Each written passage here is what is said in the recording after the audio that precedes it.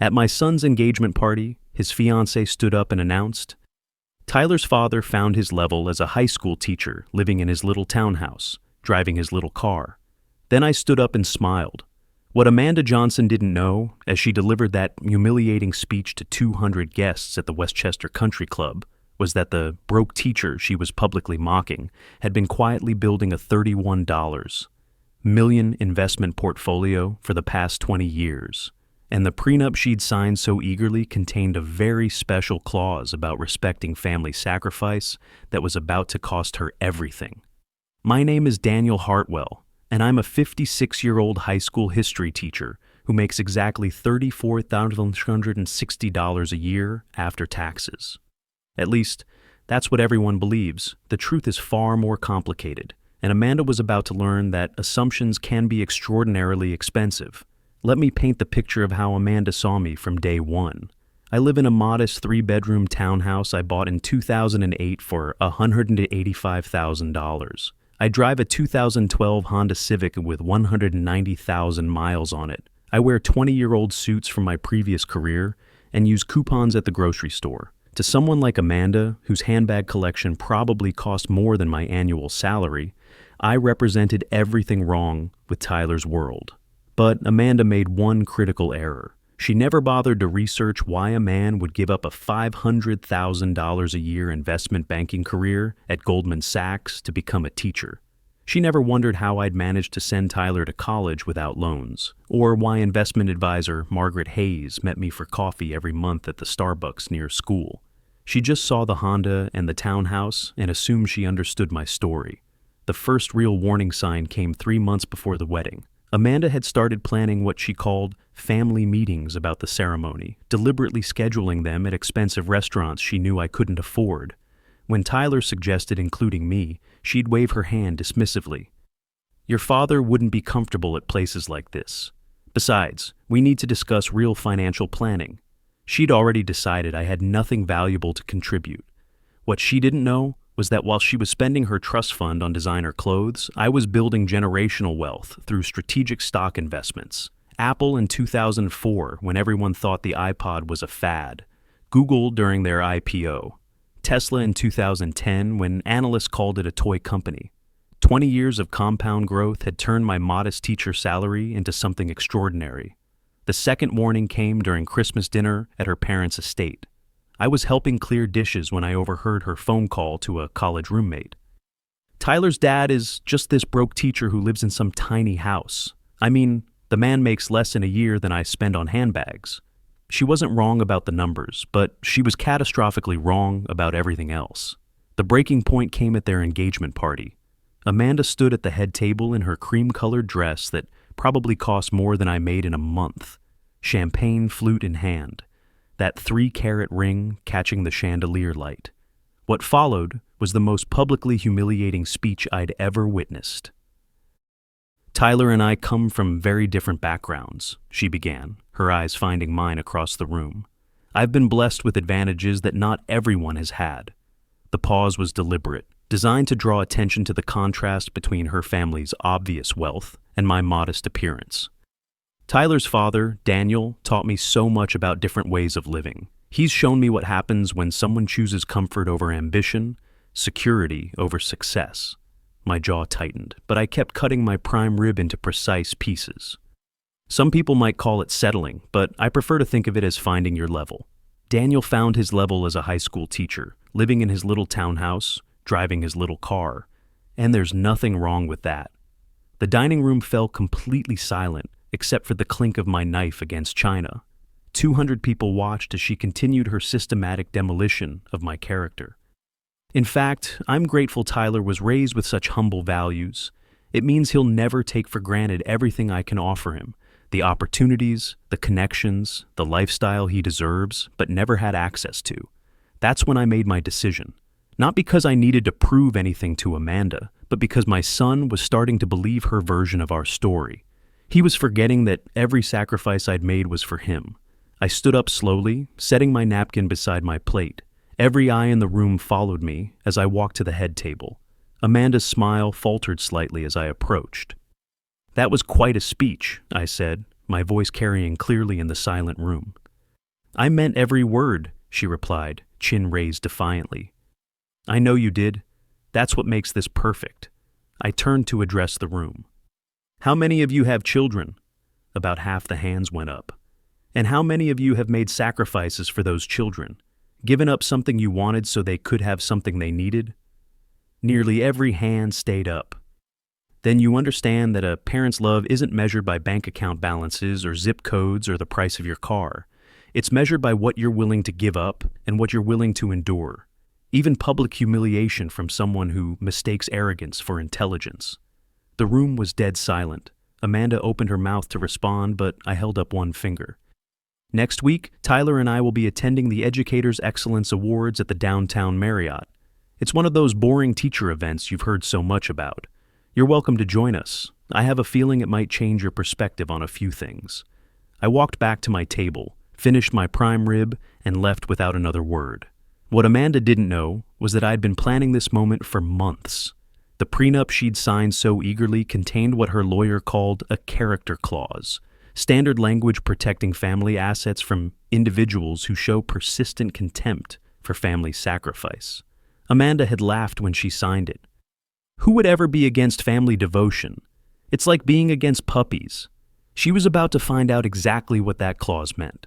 The truth about my background was far more complex than Amanda imagined. In 2004, I was making $500,000 a year as an investment banker at Goldman Sachs. I had the corner office, the six-figure bonuses, the whole Manhattan lifestyle. But Tyler was 8 years old, and his mother had just walked out on us, packed her bags one Tuesday morning, and left a note saying she couldn't handle being tied down to family responsibilities. I had exactly 48 hours to decide. Hire a full-time nanny and stay on Wall Street, or give up everything to raise my son myself. I chose Tyler. I took the teaching job because it meant summers off, 3 p.m. dismissals, and being home when my son needed me. Every soccer game, every parent-teacher conference, every scraped knee, I was there. But here's what I didn't give up: my financial instincts. With the modest savings I had left after the divorce, I started making quiet investments. I lived on my teacher salary and never touched those investments, not once. For 20 years, I watched Apple grow from a computer company to a technology empire. I saw Google dominate search, then expand into every corner of digital life. I bought Tesla when it was still just Elon Musk's crazy electric car dream. Every month, I met with Margaret Hayes, my investment advisor, at the Starbucks near school. To anyone watching, it looked like a teacher grabbing coffee with a friend. They never noticed Margaret's BMW in the parking lot, or her Cartier watch, or the fact that she managed portfolios for Manhattan's financial elite. Amanda had noticed these meetings because Tyler mentioned them. "Your dad sure drinks a lot of coffee with that same woman," she'd joked. "Should we be worried he's dating someone?" In her mind, any woman willing to date a broke teacher must be equally desperate. She never considered that Margaret's hourly consulting fee was more than I made in a week. The other thing Amanda missed was the annual Educators Excellence Awards ceremony. For 15 years, I'd attended these events, watching from the back while wealthy donors bid on auction items worth more than cars. Progressive dinners where art pieces sold for $50,000 and vacation packages went for $30,000. But this year, I'd done something different. I'd submitted an anonymous donation to the scholarship fund, $500,000, to support children of single parents pursuing college degrees. Tyler would be there, Amanda would be there, and for the first time in 20 years, they'd see what their broke teacher had really been building. The ceremony was held in the grand ballroom of the Downtown Marriott. Tyler wore his best suit and looked nervous.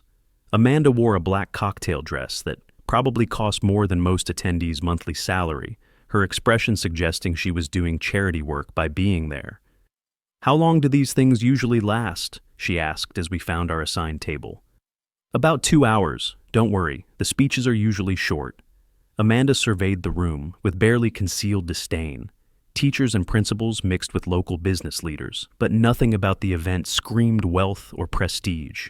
The auction items displayed around the perimeter looked modest: dinner certificates, weekend getaways, artwork from local artists. "Is that woman waving at you?" Tyler asked. Margaret Hayes was approaching our table, impeccably dressed in a charcoal gray suit that would have fit perfectly in any Manhattan boardroom. Her Louboutin heels clicked against the marble floor with the confidence of someone accustomed to expensive rooms. "Daniel," she embraced me warmly.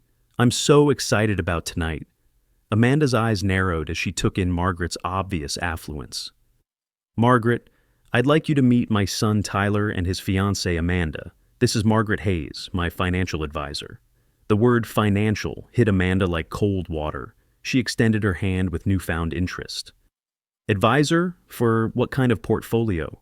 Margaret's smile was diplomatic. "Daniel prefers to keep his business private, but I will say he's been one of my most successful long-term clients." Before Amanda could probe further, the ceremony began. Principal Roberts took the podium to welcome everyone and begin the evening's recognitions. Standard teacher awards were presented: classroom innovation, student mentorship, community service. Amanda checked her phone repeatedly, clearly bored. Then Principal Roberts returned to the microphone for what he called a special recognition. "Tonight, we want to honor someone who embodies the true spirit of education. For 20 years, this person has not only excelled in the classroom, but has also supported education in ways most people never see." Amanda glanced around, mildly curious. "This individual has mentored countless students, many of whom have gone on to remarkable success. But more than that, he has supported education financially in extraordinary ways." Tyler straightened in his chair, sensing something important was coming. "Without fanfare or publicity, this person has donated over $3 million to educational causes over the past decade. Scholarship funds, classroom resources, building improvements, technology initiatives." The room had gone completely quiet. Even Amanda was paying attention now. "He has funded full college scholarships for 47 students from single-parent households. He has anonymously covered textbook costs, school supplies, and even basic necessities for students whose families were struggling." Principal Roberts paused, scanning the room. "Tonight we present our first ever Lifetime Achievement Award for Educational Philanthropy to Mr. Daniel Hartwell." The applause was immediate and sustained. Tyler's mouth fell open. Amanda looked like she'd been slapped. I stood slowly, straightened my 20-year-old tie, and walked to the podium. The spotlight was brighter than I'd expected. Looking out at the audience, I could see Margaret beaming with pride, Tyler looking stunned, and Amanda staring at me like I was a stranger. "Thank you," I began, waiting for the applause to die down. "I want to start by clarifying something. Those donations weren't charity. They were investments." A few chuckles from the audience. 20 years ago, I left a career in investment banking to become a teacher. People thought I was crazy to give up a $500,000 salary for a job that paid $34,000 a year. I found Amanda in the audience. Her face was pale. "But here's what I learned about real wealth. It's not what you accumulate, it's what you multiply. Every student I taught, every scholarship I funded, every opportunity I helped create, that was compound interest in its purest form." More applause, but I held up my hand. "The students I taught have become doctors, engineers, small business owners, teachers themselves. The kids I helped with scholarships are now contributing members of society who will help the next generation. That's not just return on investment, that's legacy." I pulled out a single sheet of paper from my jacket pocket. "But since we're talking about money tonight, let me share some numbers with you. 20 years of teaching salary invested carefully in companies like Apple, Google, Tesla, Amazon. 20 years of compound growth." The room was dead silent. "Current portfolio value, $31 million. Gasps rippled through the audience. Tyler dropped his water glass. Amanda's champagne flute slipped from her fingers and shattered on the floor. "Every penny earned while I was making what some people might call poverty wages. Every dollar growing while I was grading papers at night and coaching soccer on weekends and being there for my son when he needed me most." I folded the paper and put it back in my pocket. "Success isn't about the size of your paycheck. It's about the size of your vision. I never stopped being an investor. I just started investing in things that mattered." The standing ovation lasted nearly 5 minutes. When I returned to the table, Tyler was crying. Amanda was staring at her hands, her face flushed with something between embarrassment and rage. "Dad," Tyler whispered, "I had no idea." "That was the point, son. Wealth is loudest when it's insecure. Real money doesn't need to announce itself. Amanda finally found her voice. $31 million? Give or take a few $100,000, depending on how the market closed today. She looked around the room, suddenly seeing everything differently. The business leaders at nearby tables, the auction items that now seemed like small gestures from someone who could afford much more, the respect everyone was showing me. "Why didn't you ever tell us?" Tyler asked. "Because I wanted you to respect the man, not the money. I wanted you to understand what your old dad sacrificed, not what he earned." Margaret leaned over. "Daniel's been incredibly strategic about this. The donations are all structured for maximum tax efficiency while supporting causes he believes in." Amanda was calculating. I could see the wheels turning. "The prenup," she said quietly. "What about it?" Tyler asked. Amanda's face had gone completely white. "The character clause, the part about contempt for family sacrifice." I nodded. "Interesting clause, that one. Your lawyer recommended it. Actually said it was becoming standard language for protecting family relationships." "But what does it mean exactly?" Tyler asked, looking between us. Margaret opened her briefcase and pulled out a legal document. "It means that if either party shows persistent contempt for parental sacrifice or family devotion, their rights to marital assets are forfeit." Amanda stood up so quickly her chair fell backward. "I need some air." As she rushed toward the exit, Tyler started to follow her, but I caught his arm gently. "Let her process this. She's just learned that every assumption she made about success, about me, about our family, was wrong. That's not easy for anyone." Through the ballroom windows, I could see Amanda on her phone in the hotel lobby, pacing frantically, probably calling her lawyer or her parents, or trying to figure out what she'd gotten herself into. The emergency meeting took place in Amanda's family lawyer's office 3 days after the awards ceremony. Present were Amanda, Tyler, myself, Amanda's parents, her lawyer Harrison Mitchell, and my own legal counsel, Patricia Blackwood, a name partner at one of Manhattan's most prestigious firms, whose hourly rate made Amanda's family lawyer look like a public defender. Amanda had spent the past 3 days in crisis mode, making frantic phone calls and demanding explanations that nobody could give her. The woman who had dismissed me as a failed single dad was now facing the reality that she'd married into a family worth more than $30 million, and her own behavior might have cost her access to any of it. "Let's cut through the dramatics," Harrison Mitchell began, clearly uncomfortable with the whole situation. "I've reviewed the prenup agreement, and I need to understand exactly what we're dealing with here." Patricia Blackwood placed a thick folder on the conference table. "The prenup contains what we call a character clause, standard language that protects family assets from individuals who show contempt for family relationships." "Define contempt," Amanda's father, Richard Johnson, interjected. He'd been mostly silent since learning about my net worth, probably recalculating every interaction we'd ever had. "In this case," Patricia continued, "the clause specifically addresses persistent contempt for parental sacrifice, family devotion, or the dismissal of a parent's contributions based on economic status." Amanda shifted uncomfortably. "That's incredibly vague." "Actually, it's quite specific," I said, speaking for the first time since we'd sat down. "And well documented." Patricia opened the folder. "We have video evidence from the engagement party at Westchester Country Club, where Mrs. Hartwell publicly ridiculed her father-in-law's career choices, financial status, and personal history." She slid a USB drive across the table. "The club's event coordinator provided security footage showing Mrs. Hartwell's speech, in which she referred to Mr. Hartwell as having found his level and suggested his life represented settling for mediocrity." Amanda's face went pale. "That was taken out of context."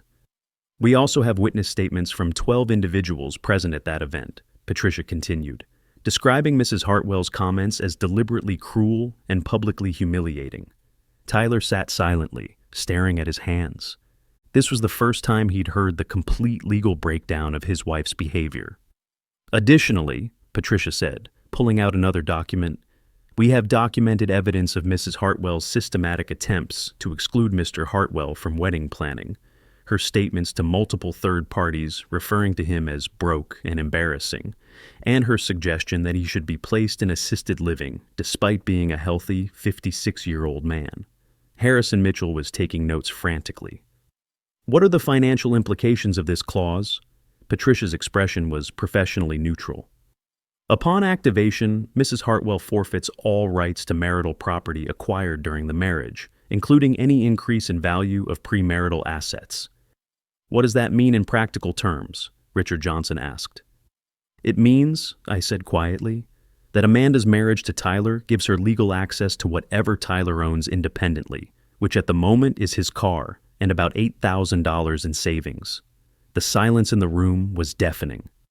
But the investments, Amanda whispered, the $31 million, are held in trust for Tyler, Patricia explained, structured in a way that protects them from exactly this type of situation. If the character clause is triggered, those assets remain with the Hartwell family, but become inaccessible to the spouse who triggered it. Amanda's lawyer cleared her throat. Can we discuss remediation? Some kind of resolution that satisfies all parties? I looked at Tyler, who was finally meeting my eyes. What do you think, son? Tyler took a deep breath. Dad, I'm ashamed of how Amanda treated you. I should have stopped it. You shouldn't have had to stop it, I replied. Respect is something adults give freely, not something children have to demand. Amanda found her voice. Daniel, I apologize. I was wrong about everything. Can we find a way to move past this? I appreciate the apology, I said, but this isn't about my feelings. It's about protecting our family from people who measure worth by bank statements. Patricia withdrew another document. Mr. Hartwell has prepared a settlement offer. She slid the paper to Amanda's side of the table. Harrison Mitchell read it quickly, his eyebrows rising. What does it say? Amanda asked. It says, Harrison replied slowly, that you can remain married to Tyler, but you waive all current and future claims to the Hartwell family trust assets. In exchange, Mr. Hartwell will establish a separate fund of $500,000 as a wedding gift, money that will be yours regardless of what happens to the marriage. Amanda stared at the document. $500,000? More money than you've ever earned yourself, I observed. Consider it a lesson in the value of work. Tyler finally spoke up. Amanda, you need to understand something. My father didn't just sacrifice his Wall Street career for me. He sacrificed his pride over and over, letting people like you assume he was a failure when he was actually building something incredible. Amanda's mother, who had been silent throughout the meeting, finally spoke. Amanda, perhaps you should take this offer. $31 million is not yours, Patricia interrupted firmly. Has never been yours, will never be yours. The character clause ensures that. I leaned forward. Amanda, you have two choices. Sign this settlement and walk away with more money than most people see in a lifetime, plus the chance to rebuild your relationship with Tyler on honest ground, or fight this legally and end up with nothing but attorney's fees. Harrison Mitchell was reviewing the legal documents. Mrs. Hartwell, I have to advise you that this clause is ironclad. We could spend years in litigation and lose every case. The reality was sinking in. Amanda had built her entire identity around marrying up, gaining access to a lifestyle she felt entitled to.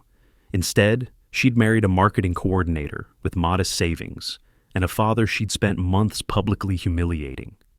If I sign this, Amanda said, what happens to us? Tyler looked at me, then back at his wife. That depends on whether you can love someone for who they are, not what they have. But I thought you understood, Amanda said desperately. I thought we both wanted more than this. More than what? Tyler asked. More than a father who gave up millions to raise his child? More than a man who quietly donated almost $4 million to help other people's children get educations? More than someone who built real wealth while living like he had nothing because he valued character over appearances? Amanda was crying now, but they weren't tears of remorse. They were tears of frustration from someone who'd been playing a game and suddenly realized she'd never understood the rules. I need time to think, she whispered. You have 24 hours, Patricia said, closing her folder. After that, Mr. Hartwell will activate the character clause and you'll receive nothing. Amanda signed the settlement at the next day.